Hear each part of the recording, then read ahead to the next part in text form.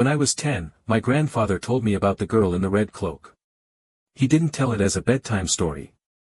It was in the old kitchen of his cottage by the sea, the kind with rough stone walls and a fireplace that always smoked no matter how many times you begged it not to. It was the winter my parents left me with him for a month, and the sea pounded the shore day and night, as though it wanted to climb inside. He told me on a night when the wind was wailing like a creature in mourning, and the cliffs beyond the village were slick with freezing rain. I remember his voice, low, almost reverent, and the way his hands trembled slightly as he stirred his tea. He didn't look at me as he began.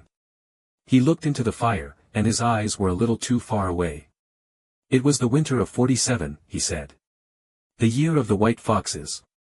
I asked him what that meant, and he only said, they were born with their eyes open, and that never bodes well. That winter, he had been a boy of 16, lanky and quiet, with a knapsack full of sketches and a head full of stories. He used to walk the cliff road every evening, from the schoolhouse in a neighboring village back to the cottage where he lived with his father, who was already old, and his sister, who was always humming some tune she never quite finished. The cliff road was beautiful on clear days, he said, one side the endless, heaving sea, the other a wild tangle of gorse and blackthorn. But in winter, it became something else. The winds up there were like blades, and the fog would roll in so thick it muffled the world. It was easy to forget yourself on that road. Easy to lose track of where the land ended and the sky began. It was on such a night, he said, that I first saw her. The storm had come in fast, faster than it had any right to. One moment he was walking under a pale moon, the next the sky split open with sleet and wind sharp enough to draw blood. He pulled his coat tight and kept walking, boots slapping the frozen mud, when he saw a figure ahead, small, still, just at the bend of the cliff. He thought at first it was a child. The figure stood with its back to him, red cloak whipping in the wind like a banner. Something about her didn't sit right, he said. She was too still, like a painting nailed to the sky. No shiver, no sway. Just a bright red mark in the storm. He called out, but she didn't move. He stepped closer. Called again. Still nothing. The third time, he said her name came to his lips without knowing why. Anna, he said, his sister's name. It just slipped out. The figure turned. And even now, decades later, he would pause there in the telling. Always. Just for a breath. As though reliving the moment. She had a face like a child, he said finally, but her eyes were too old. Not in a cruel way, mind you. Just, tired. Ancient, like she'd been watching the sea since before the cliffs had names.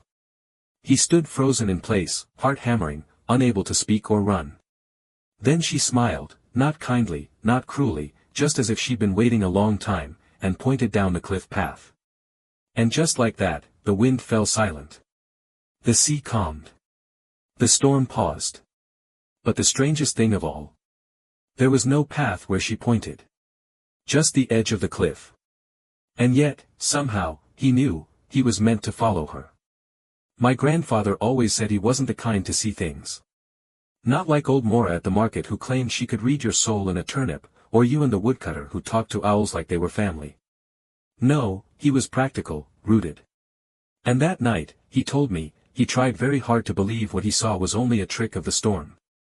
But there was the girl, still as a prayer, her red cloak pressed to her sides though no wind touched her. And there, where she pointed, the edge of the cliff, shifted. Not crumbled. Not cracked. Shifted. It was as if the land had blinked, and in that blink, a narrow, winding trail appeared, slick with moss and veiled in mist, curling downward like the tail of some sleeping serpent. A path that had never been there before. He should have turned back. That's what he told me, over and over again. I should have gone home, should have kept walking.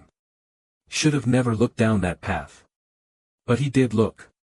And when he did, he realized something peculiar, the girl wasn't soaked from the storm. Not a drop of rain touched her. The sleet hissed and spat around her, but her red cloak lay smooth, dry, untouched. Like the storm refused to see her.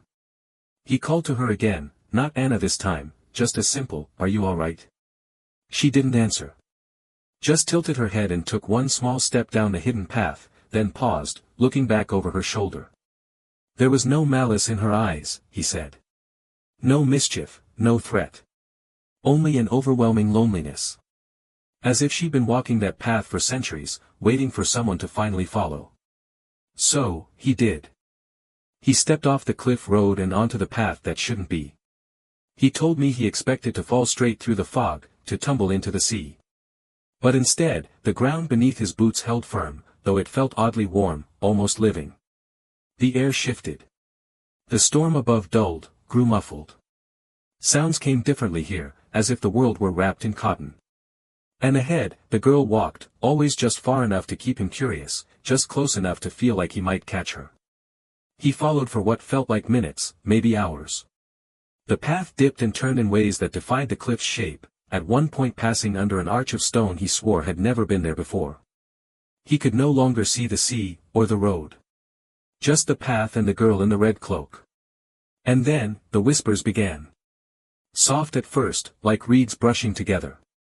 Then clearer. Voices speaking in a language he didn't know, but felt he might have once heard in a dream. They didn't come from behind, nor ahead. They came from the sides, from the mist. He tried to ignore them, focus on the girl. But something began to press in on him. A weight, not physical, but ancient, old as the bones of the world. He began to feel as though he'd been here before. Not in this life, maybe. But somewhere deep in the marrow. Just when he thought to call out, to ask the girl where she was taking him, she stopped. The path ended in a clearing. Round, ringed with stones and brambles. And at its center stood a tree, twisted, silver-barked, and leafless, yet humming faintly, like it breathed. The girl turned to him at last, and though her lips never moved, he heard her speak. "You brought the key." The word struck him, not with force, but with weight. "You brought the key."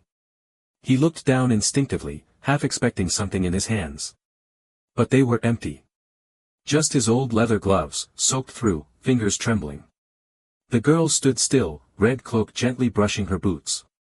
Her face was pale, but not cold. More like candlelight behind thin paper. Watching him, not in demand, but in recognition. As though she'd been waiting for him in particular, not just anyone. He stepped into the clearing. The tree at the center pulsed faintly. Not visibly, but in the chest. You could feel it. Like it had a heart somewhere deep beneath the earth, slow and thoughtful. Its bark shimmered with veins of silver that caught no light, and where the roots met the soil, small white mushrooms glowed like tiny moons. The whispers had grown quiet here.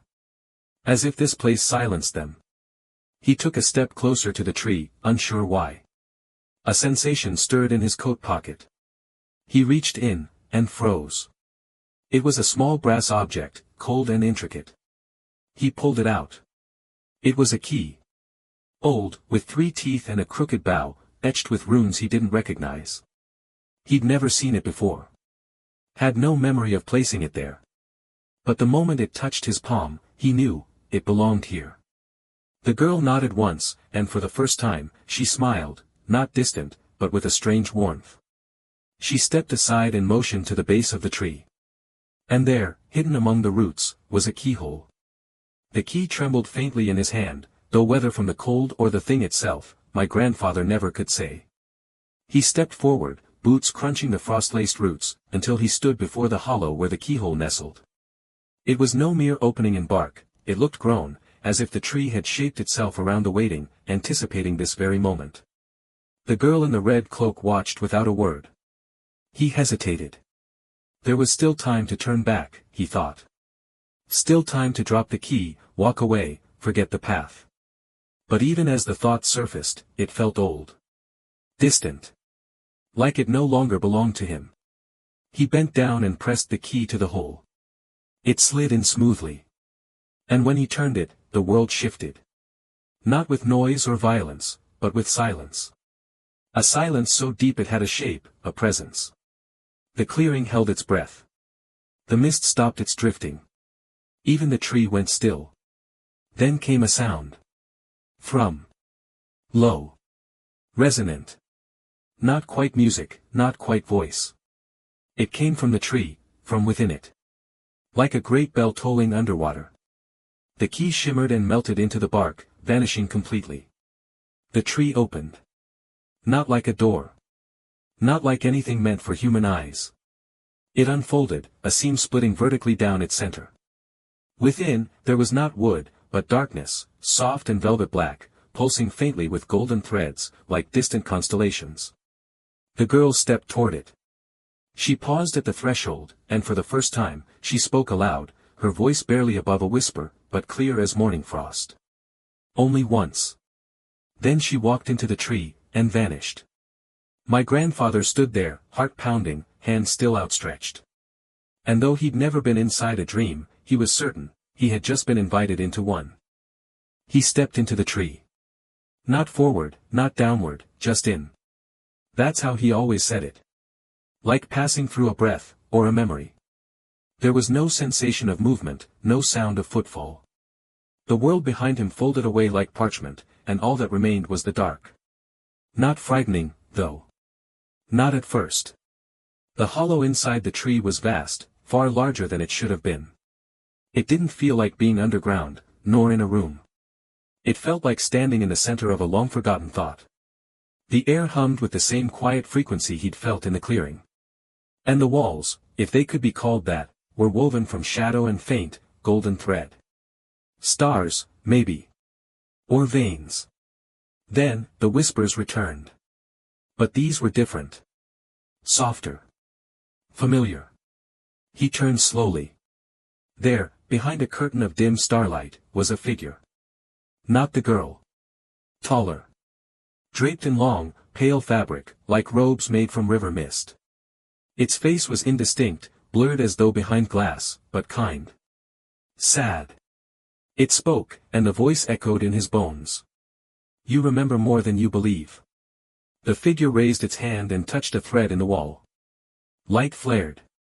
And in the center of the hollow, a memory bloomed. He saw himself as a child, 5, maybe 6, running through a field with someone. Laughter, high and wild. A red cloak flashing past the tall grass. The girl. But that couldn't be. He'd never seen her before that stormy night. Had he? The vision faded. He staggered backward.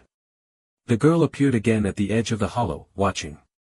Not smiling now. Waiting. This place remembers what you've forgotten, the robed figure said. And what you chose to forget. And with that, the threads above him began to shift, unraveling into new patterns. One of them, he knew, would lead to the truth. But the others, led elsewhere.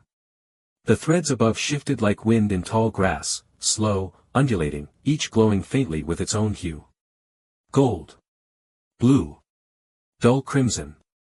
One thread pulsed with a soft rhythm, like the beat of a quiet heart. Another shimmered like frost beneath moonlight. The robed figure stepped back, becoming part of the shadows once more.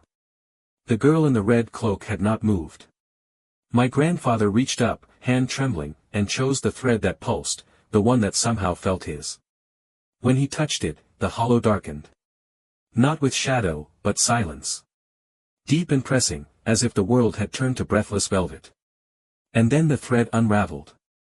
He wasn't standing anymore. He was sitting, on a stone wall by a lane, no more than 12 years old, sketching something in a battered notebook. The wind smelled of wild thyme and chimney smoke. Beside him sat a girl in a red cloak, her hair tangled, her boots muddy. She was laughing. They were laughing together. He looked down at his own hands, small, calloused, ink-stained. Felt the weight of the pencil. The coldness of stone beneath him. This wasn't just a memory. It was happening. She turned to him. Her voice was clearer here, brighter. You promised you'd remember. He blinked. Remember what? Her smile dimmed, but her eyes didn't. Everything. Then, just like that, she was gone. The world tilted, folded, and he was back in the hollow, breath sharp in his chest. He looked at the other threads now with new understanding. Each one a doorway. Each a promise made or broken. He hadn't just seen her before. He had known her. Long ago. Before the forgetting. He turned to the girl now, standing beside the hollow wall. Her gaze was patient. Not accusing. Just, enduring. She stepped forward and placed something in his hand. A folded piece of red cloth. Warm. Soft. Familiar. No words passed between them. They weren't needed. Because even as the hollow dimmed, even as the threads began to fade, he knew what had to come next. He must follow the last thread. The one only he could see. The other threads faded into the darkness, folding back into the walls of the hollow like the petals of a night-blooming flower. Only one remained now. The one he hadn't seen at first. It hung lower than the others, almost to the floor. Thinner, too, silver, but with a faint shimmer of red, like a vein beneath pale skin. It did not glow. It waited. My grandfather stepped toward it. He told me this was the moment he felt fear, not for his life, but for something deeper. A fear that this thread would not lead him into the past, but into a part of himself he had locked away, buried under years of forgetting. Still, his fingers reached for it. And when they closed around it, the world fell. He was no longer standing, nor dreaming. He was there. Back in the clearing. The storm had not yet begun. The sky was bruised with the colors of dusk. The sea moaned below the cliff, and he stood beside the old path, sketchbook clutched in his hands. But something was wrong. The girl in the red cloak stood before him, but she was crying. Her face was turned to the tree, its bark still closed. The key rested in her hands. And he, his younger self, was stepping away. Not toward her. Away. Backing down the cliff path, shaking his head. Saying words my grandfather could not hear but knew by heart. No. I don't believe it. I don't believe you. The girl called out to him. He stopped. Looked at her, torn. And then, he turned. And walked away. The image froze. The hollow voice whispered. Memory is a garden. What you leave behind does not stop growing. The present version of himself knelt before the memory, heart pounding. The girl had not vanished. She stood beside him now, silent, older in her stillness. He reached into his coat, pulling out the red cloth she had given him. It was no longer a scrap. It was a cloak. Her cloak. And when he offered it back to her, she did not take it. Instead, she touched his chest, just above the heart. It was never mine. It was yours, all along. The clearing around them darkened. And the tree began to open again. When the tree opened this time, it was not with sound or movement, but with invitation. Like a sigh drawn inward after waiting too long. My grandfather stepped forward, not as the boy who once fled, but as the man who had returned. The girl walked beside him, her red cloak trailing behind like dusk on water. She did not lead. She did not follow. She simply was. Inside, the world had changed. It was not the hollow of threads. It was a garden. But not one of sunlight and songbirds. No, it was a garden made of half-remembered places. A broken fence. A swing swaying gently though no wind blew. A teacup with a crack shaped like a crescent moon. A pair of muddy boots. A music box with no key. The soil underfoot was dark and soft, as though it had never known sorrow, and yet everything in it grew from forgetting. Flowers bloomed from notebooks with pages missing. Trees bore fruit shaped like toys lost in the attic of childhood. A vine crept up the ribs of an old clock, hands forever at midnight. And scattered through it all were footprints. Some small, some wide, some overlapping in strange, impossible ways. He knelt beside one. A small print, toe scuffed. He had made it. Years ago. This place, he whispered, it's where things go when we choose to forget. The girl nodded. She led him to the center of the garden. There, on a low stone pedestal, sat his sketchbook. The one he'd used as a boy. The one he thought he had lost. He opened it. Every page was filled. Sketches of the girl, sometimes alone, sometimes laughing, sometimes standing beside the very tree they just passed through. He turned the pages faster. Scenes from his youth, forgotten moments, faces he hadn't seen in decades. There were drawings of dreams, things that never happened, and yet felt true. At the end, there was one blank page. And beneath it, a note in his own hand, scrawled in a hasty script. If you ever remember, plant something. The girl placed her hand on the stone. A small sprout rose from the soil beside it, green and trembling, reaching toward nothing. She looked at him, not with expectation, but hope. And for the first time, he knew what to do. My grandfather stood there for a long while, hand resting on the old sketchbook, staring at the single blank page. The garden around him pulsed softly. It did not speak, but it listened. And the girl, still and solemn in her red cloak, watched him with the kind of patience that only things beyond time can offer. There was no urgency in her, only understanding. She had waited once before. She could wait again. But this time, he would not turn away. He knelt beside the little sprout that had risen from the soil. It was trembling, as if uncertain whether it had the right to grow. Its stem was thin, its leaves furled inward like clenched hands.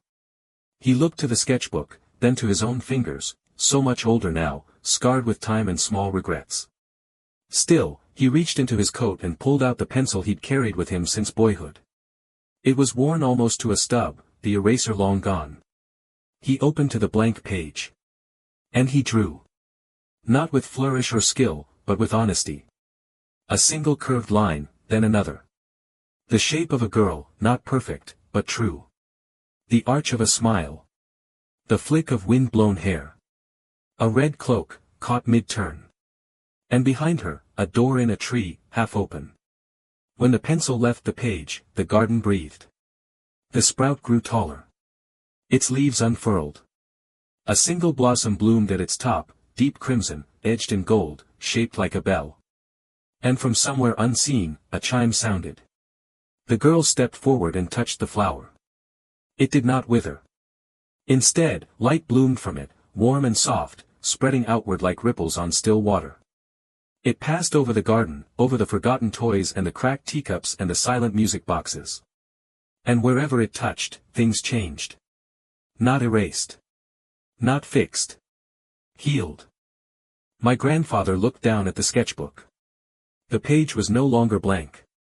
His drawing remained, but below it, in that same quiet script, new words had appeared. You remembered. The girl stepped beside him now. She placed her hand in his. Her skin was warm. Real. She looked at him, not as a guide or a ghost, but as a friend who had been lonely too long. The garden faded. The tree closed. And the storm, at long last, had passed. When my grandfather opened his eyes, he was lying on the cliff path.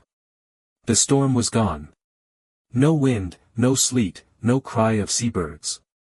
Only the hush that comes after a great weeping. Above him, the sky was pale, scattered with the bruised pinks and silvers of dawn. The sea below was glass, holding the new light in its trembling hands. He sat up slowly. His coat was damp with dew, not storm. His boots were clean, no trace of mud or moss. There was no girl in red beside him, no tree, no garden. But clutched in his hand was the sketchbook. And tucked between its pages, a single crimson petal, edged in gold. He walked home in silence, every step heavier with memory. Not a burden, but a fullness, like carrying water back from a well long thought dry. No one in the village asked where he had been. Perhaps no one had even noticed he was gone. But he noticed things. Small things. A white fox watching him from the hedgerow with knowing eyes. A child humming a tune he'd never taught her, yet somehow knew. A withered tree near the edge of town that had begun, quietly, impossibly, to blossom. Years passed. He never spoke of the girl in the red cloak again, not to most. Not until that winter with me, when the fire smoked and the wind howled through the stones and the sea beat its old, wild drum. He told it all, without looking at me once. And when it was done, he handed me something wrapped in oilcloth. It was the sketchbook. The petal was still there. Pressed. Bright. Alive. That was many years ago.